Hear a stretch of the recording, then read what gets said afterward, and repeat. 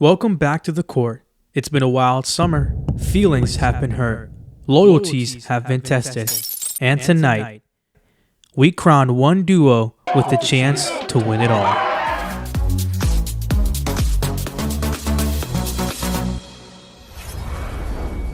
Welcome back, everyone, for another video. And even though Love Island is officially over, that doesn't mean the fun has to end. So why not play Love Island NBA Edition? So we have 10 couples all from around the NBA, some new, some old. And we are going to be judging their connection based off fit, chemistry, ceiling, through 3 rounds. Every round we're going to dump the weakest to ultimately land on the one connection we see being able to win it all, that being the NBA championship. So stick around. There's a few fun things we have in store, maybe some bombshells along the way. So without further ado, let's meet our lovely couples. First being Giannis and Bam of the Miami Heat.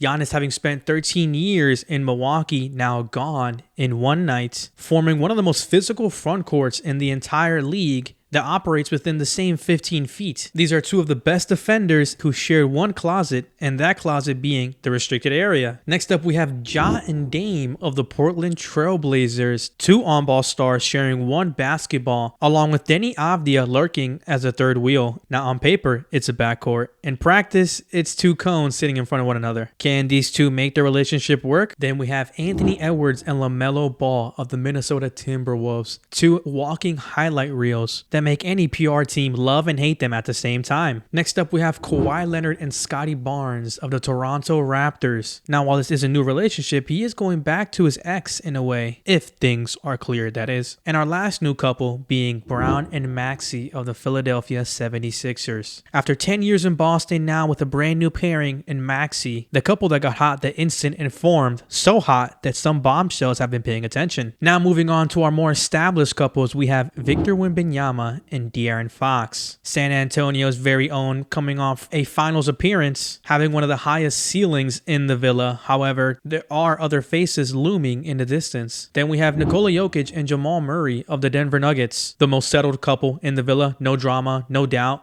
Maybe. A 2-man game that's basically muscle memory. Some might start to question, is their comfort still able to win championships? And then we have the ride or dies, Draymond Green and Steph Curry of the Golden State Warriors. The longest running couple, 4 rings, a decade plus together. They've survived everything. The question is, how much more do they have left in the tank? And then we have our first throuple of the group, that being an SGA, Chet Holmgren, and Jalen Williams of the Oklahoma City Thunder. The only throuple in the villa, also having the strongest connection between the 3. It's figuring out who's the true number 2. And last but not least, our reigning champions, Jalen Brunson and Karl Anthony Towns of the New York Knicks. They just won it all, the Villa's power couple. The only question left, can they do it again? So having met our lovely couples, we now move into the first round of eliminations where we are going to remove not 1, not 2, but 3 duos will be going home from the villa. And the first couple that has been dumped from the island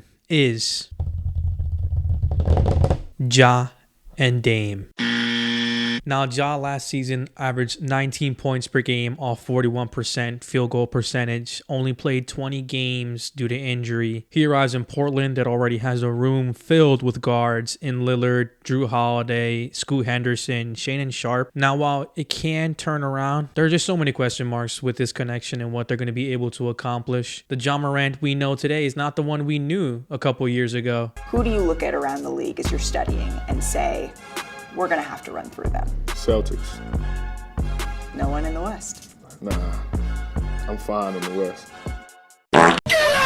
He was in fact not fine. Damian Lillard being 36 years old, coming off a torn Achilles, missing all of last season. We're not sure what he's going to look like when he comes back. The theory being Ja Morant's playmaking plus Damian Lillard shooting. But the problem, neither of them can guard a chair. And we know off the ball how much they can struggle. It's just really hard to get behind this connection. Not saying it can't be great, but grading it compared to the others on this list, they just aren't enough. And that is why, unfortunately, you have been dumped from the island. And now, for the next couple that will be dumped is none other than Kawhi Leonard and Scottie Barnes. Now, this one might come as a bit of a surprise with Kawhi Leonard and Scottie Barnes, considering their fit on court and the current roster in Toronto being as deep as it is. However, you can't crown a couple, you can't confirm. This trade is actually not being approved by the NBA due to the current investigations to Kawhi Leonard and the aspiration scandal. You were able to transform Brandon Ingram into Kawhi Leonard, coming off his best season in terms of scoring with 27.8 points per game, coming back to the city that made him a legend. An incredible story for the Raptors. But alas, I'd grade this couple, but legally, I'm not sure I can. The league is still deciding if the relationship is even admissible in the first place. So unfortunately, they have been dumped from the villa. And now we are dumping our final couple of the first round. Now, this couple shows a lot of promise in their connection. Some would say they're the most flashy of all the ones on the board. And while many are probably rooting for them, only time will tell if this relationship is truly a fruitful one. That being none other than Anthony Edwards and LaMelo Ball. Now, this is the couple everyone screenshots, but nobody trusts. Beautiful for the cameras, but can they actually translate this to winning basketball when it matters most? LaMelo Ball having serious health concerns with the ankles, never making it past the play-in through his entire NBA career, with Anthony Edwards having gotten to the conference finals twice in a row. There are some major questions to be answered. We're just not sure. It does make you nervous, but the upside is real. LaMelo Ball being an excellent playmaker, knockdown shooter, combined with Anthony Edwards' aggressiveness at the rim, shooting capability, and finally getting Anthony Edwards, his playmaker in Minnesota, that can help with these double teams and set up the ball. The upside is very high, but so are the potential downfalls, with the health and the maturity levels having to be what they are. I think a lot of it comes down to time and seeing how they're able to execute. We won't know until a year in, and we can see some of the product on the court itself. And that is why you have been dumped from the villa. And that concludes our round one dumping, leaving us with 7 couples still in the villa, all fighting for their chance to see who has the strongest connection amongst each other. Those being Giannis and Bam, Brown and Maxey, Wemby and Fox, Jokic and Murray, Draymond and Steph, SGA, Chet and J-Dub, and lastly, Brunson and Kat. Now we are moving on to the second round of eliminations, where we are going to see... Hold on. I got a text. Islanders, a new bombshell will be entering the villa. A 41-year-old averaging 27 and 6 splits just last season. Is that?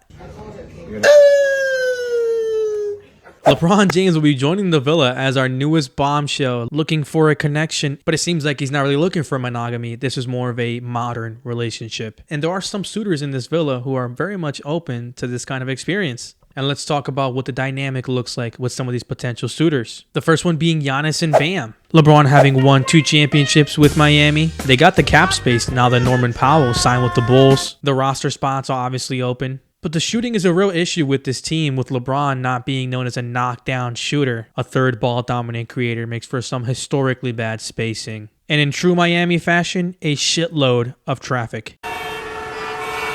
But he could choose a more mature crowd. An unction, if you will, with him joining Dre and Steph at the Bay. Now, it seems like the Warriors are trying to get this deal done. Draymond Green taking a pay cut. Steph Curry openly recruiting him with things like golf. Hey, good shot, nigga. You go yet? Nope. However, it seems like this will only come into fruition with an Anthony Davis package, and it already makes an old couple even older. While maybe the dream throuple, the problem being a trade that isn't going to happen and a combined age that qualifies for a senior citizen discount. But lastly, and certainly not least, not in my book that is LeBron joining Brown and Maxey up in the city of brotherly love. The one couple that might actually be better with a third. 2 shot creators who I mentioned previously could use a table setter like LeBron. And the interest is real. Philly actively recruiting. I'm sure some of us have seen the clip of Speed and Jaylen Brown on live stream. You gotta recruit LeBron. So you gotta tell LeBron, you gotta pull up, man. Pull up to Philly. LeBron, pull up to Philly. Think about it. LeBron, Jaylen Brown, PJ 13. He's gone. He's gone? He's gone, bro. He's gone? Yeah. Maxey also being a Rich Paul client. There's some real legs under this, and I think it's an incredible fit if LeBron is open to it. I think this is LeBron's best bet to make some splashes in the East. We knew Philly, just when they landed Brown, was already a monster. With all these score-first players they have on the roster, adding in LeBron would be just the chef's kiss. But the good thing is, it's up to this bombshell to decide where he wants to go and who he wants to couple up with. So we'll get more on that later on. Okay, now that we got our bombshell news out of the way, we can officially move on to round 2, where we are going to be eliminating 4 couples this time. And the first one being dumped from the villa in round 2 comes at the cost of the modern day NBA and what we expect our teams to be able to do when it comes to shooting beyond the arc and in general. That being having to dump our next couple in Giannis and Bam Adebayo. Giannis and Bam, as we mentioned in the bombshell section, our dream front court defensively, just 2 anchors that could really help one another defend the paint against really anyone. You want to put Wemby, Cat, Jokic even on there, and these 2 are going to give them a run for their money. But defense is only half the game, and in today's modern NBA, some might even argue it's not even that anymore. With the leaps made in the offensive game and the shooting and spacing now necessary to win championships. And looking at these 2 along with the rest of the roster, it just doesn't seem like this is going to be feasible. As I previously mentioned, they lost Norman Powell to the Chicago Bulls, leaving only Davion Mitchell and Andrew Wiggins as their shooters. Now, they did sign Tim Hardaway Jr., who I want to give credit to as being a really good shooter. I think he's very underrated in the NBA. But he's not going to make up for the lack of spacing on this team. Now, there still are opportunities to be made. As we mentioned, the bombshell and LeBron James potentially joining the mix. Now, this isn't going to answer your spacing problems, but there are other credible shooters out there that can come in and help this roster get to the level it needs to be to make a real splash in the East. And what I see is gorgeous defense, but somebody in this couple has to learn how to shoot, or else date night's going to be in a phone booth. Giannis and Bam, you have been dumped from the villa. Please pack your bags and get the fuck. The next couple up on the chopping block is one that has encountered a lot of success since it's been together, almost winning a championship just last season, where this conversation could be very different than what it is now. That being Wemby and Fox. As I mentioned, these 2 have one of the highest ceilings in the villa, with Victor Wembanyama being a generational big defensive player of the year, with De'Aaron Fox's speed and playmaking being extremely effective as a duo. However, it seems like there might be some wandering eyes, not really on Fox's end, but more so on Victor. And the truth of the matter is, you can't really blame him with what he's got in front of him. With Stephon Castle and Dylan Harper entering the fold, both young, amazing basketball talents. Castle being a great defensive player, applying a lot of rim pressure. He's starting to get his playmaking chops. Now, he did average a lot of turnovers in the playoffs, but that aside, you still liked a lot of what you saw. And his partnership with Wemby and the chemistry they have is real. And then you have the other side of this with Dylan Harper as well. And this one gets a little tricky because Dylan Harper is actively looking to be by Wemby's side. Harper did a great job last postseason, having one of the best performances we've ever seen for someone not only being in his rookie year, but also coming off the bench. But that's the kicker, a bench player. Harper doesn't see himself as that. And honestly, I don't blame him. There were many times where he was the only one who could get things going for the San Antonio Spurs when their offense slowed down, making some pretty big shots in the finals, in the Western Conference Finals, and just throughout the entire playoffs, especially compared to his counter and Fox, who was the starting point guard, making some really big mistakes that many can point to and say were the reason why the Spurs lost. So ultimately, it seems like the issues between this couple is not necessarily ability. Maybe Wemby deserves better. And the situation with Fox is not really endgame, but more of a summer fling. And that is unfortunately why Wemby and Fox, you have been dumped from the villa, and we are now left with half of the couples we started with. 5 have gone home and 5 still remain, and unfortunately only 3 of them can make it into the finale, leaving us with 2 more having to be eliminated this round. So the next duo that will be leaving us, it's not really a matter of connection and if they can win it all. It's more so if they can win this particular game. The most decorated and longest running couple, true ride or dies, if you will. They've won other seasons previously, multiple even, but alas, their journey ends here. Steph Curry and Draymond Green.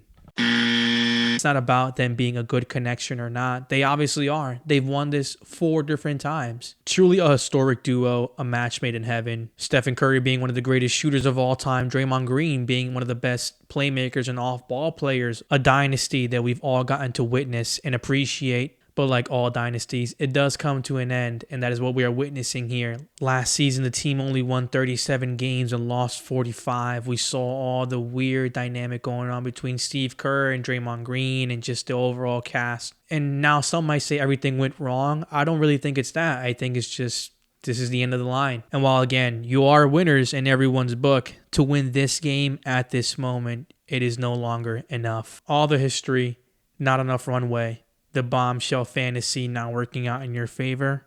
Unfortunately, a round to exit. Please leave the villa. And that leads us to our final elimination of the second round. This was a hard one. I felt like this is the cutoff point where each couple left is capable of winning it all. But the name of the game is to pick one winner, and that's what we have to do. So our last couple leaving in the second round, being deemed one of the best two-man game in NBA history, is none other than Nikola Jokic and Jamal Murray. Now, Jokic and Jamal Murray having an incredible season last year. Jokic having another MVP caliber season as he usually does. Jamal Murray having the most incredible season of his career. His first season as an all-star, so the whole narrative behind Jokic not having the help was completely out the window. Things were really looking up for the Nuggets. Injuries really plagued them all season long, up and down the entire roster. Every single person in the starting five missed a significant amount of time due to injury besides Jamal Murray, including Nikola Jokic himself, who's usually considered to be an Iron Man. It was a rough season on the Nuggets, and we weren't sure what that was going to look like coming playoff time, but we all had faith in Nikola Jokic and Jamal Murray two-man game. And going into the first round of the playoffs, a lot of us wouldn't have expected them to lose in the fashion that they did against the Minnesota Timberwolves. Go out for Jokic, Jamal, all the bad defenders, Tim Hardaway, Cam Johnson, Aaron Gordon, the whole team. Like, just go at them. They're all bad defenders. Yeah, they're all bad defenders.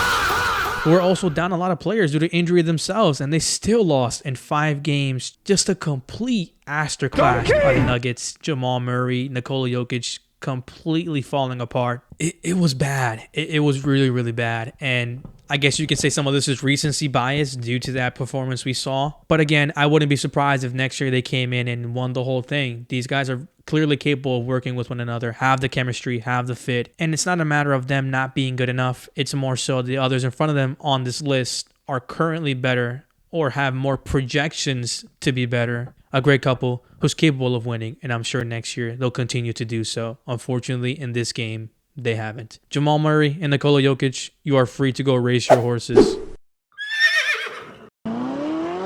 And that ends our second round of eliminations, taking us to our top 3. 3 being Jalen Brunson and Karl Anthony Towns, the reigning champs. Our one throuple consisting of SGA, Chet Holmgren, and J-Dub. And last but not least, our only surviving newly couple of Jaylen Brown and Tyrese Maxey from the Philadelphia 76ers, making it to the top 3. Now, this is where shit gets real. Who's going to win it all? Find out. All right, we have now reached the final round of our Love Island NBA edition, where we see our top 3 couples in the finale to see whose connection is the strongest of them all. So with the last 3 couples in the villa, all of them are worthy contenders, but only one of them can win it all. And that leads us to our first elimination of the top 3. Now, in third place, we have the couple that is unfortunately our last of the newly formed, that being Jaylen Brown and Tyrese Maxey of the Philadelphia 76ers.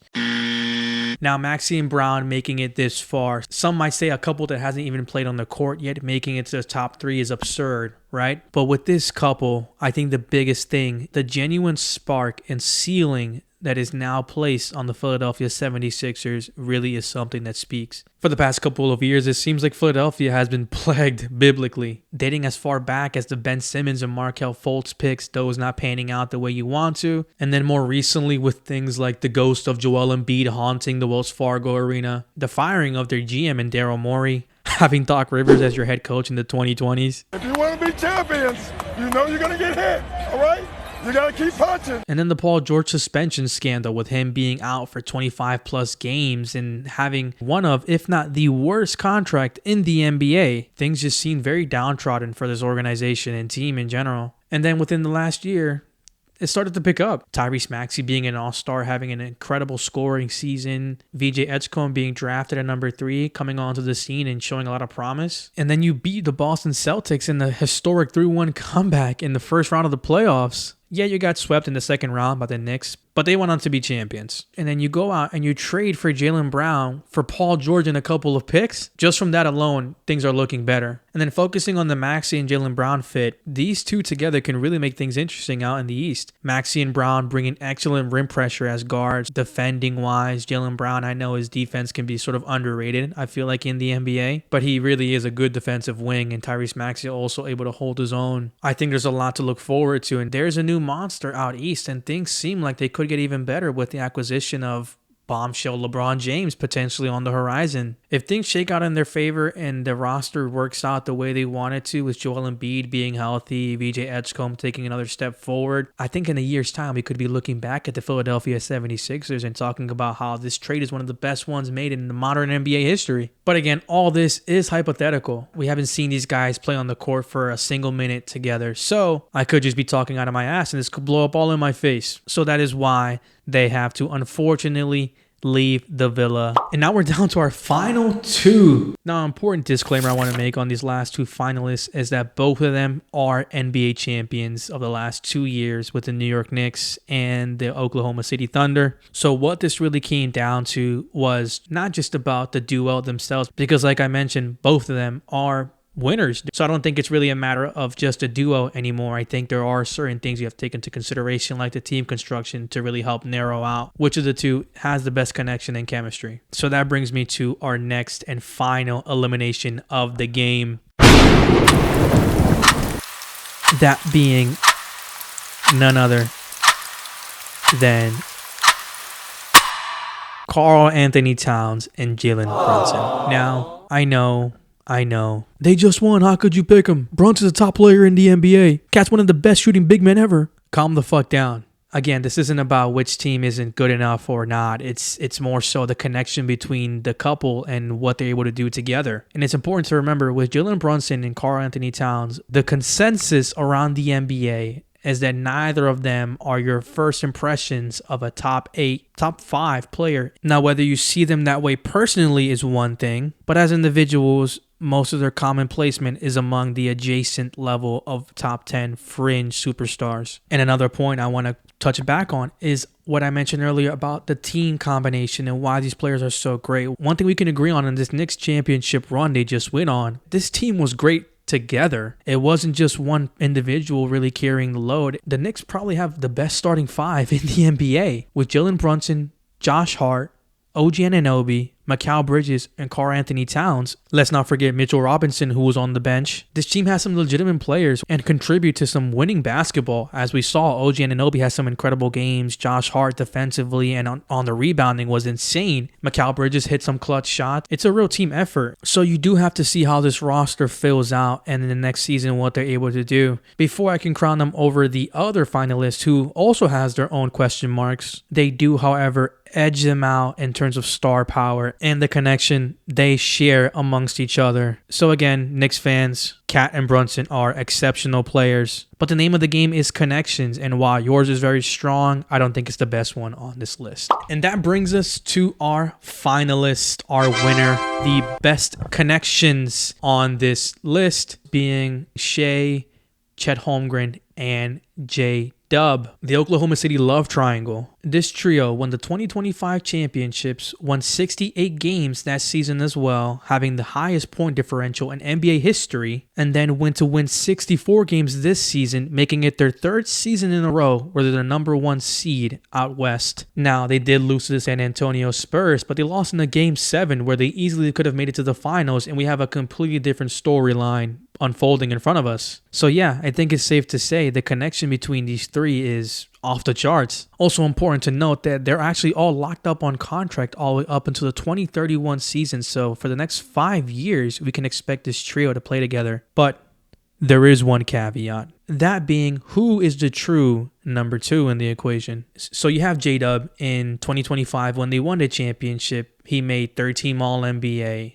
an NBA All-Star, just a pivotal piece, easy Robin to SGA's Batman in their championship winning season, to then this year be hampered by injuries. He took a big step back and most of the season was out, having to sit on the sidelines and watch his team sort of figure out how they're going to win without him. But there weren't many questions about who had to step up, who was going to step up. We all knew that landed on Chet Holmgren. And that's exactly what he did. Well, up to a certain point. Chet came out and ended up being second in DPOY voting last year. All-NBA, first-time All-Star. He showed up. He picked up right where J-Dub left off. It almost seemed like the team didn't miss him to a degree. That was until the Western Conference Finals, where they lost to their rivals out west in the San Antonio Spurs. And a big reason to why they lost that series was because of Chet. Now, Chet has this weird dynamic with Wemby where he sort of sees him as the boogeyman under his bed. I mean, the guy just becomes a shell of himself. He can't really be effective in any way. I mean, in Game 7, his production consisted of 4 points and slipping on a banana peel. Just really lackluster. It was pretty bad. So obviously, the internet being what it is, jumped on the trade talks. And honestly, it's a good question to ask. Who is the number 2 on this team? We all know eventually, once these contracts do run out, we are going to need the answer. With Shea, we all know what he can do. We're not worried about whether or not he's going to perform. The real question is who does he love more? The shot creator or the shot blocker? But I do believe it is fitting that they are our Love Island NBA edition winners.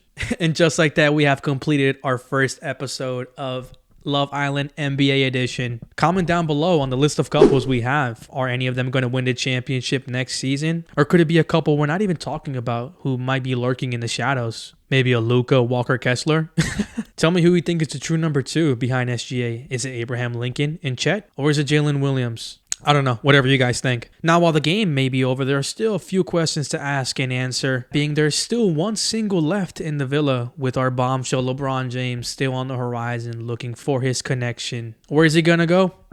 We don't know, but we're gonna find out. Thank you all again for watching this video. Please make sure you like and subscribe to make sure you don't miss out on any new content I push out for you guys. But again, that is all I have for you guys today. Thank you again for watching, and I will see you guys in the next one. Bye.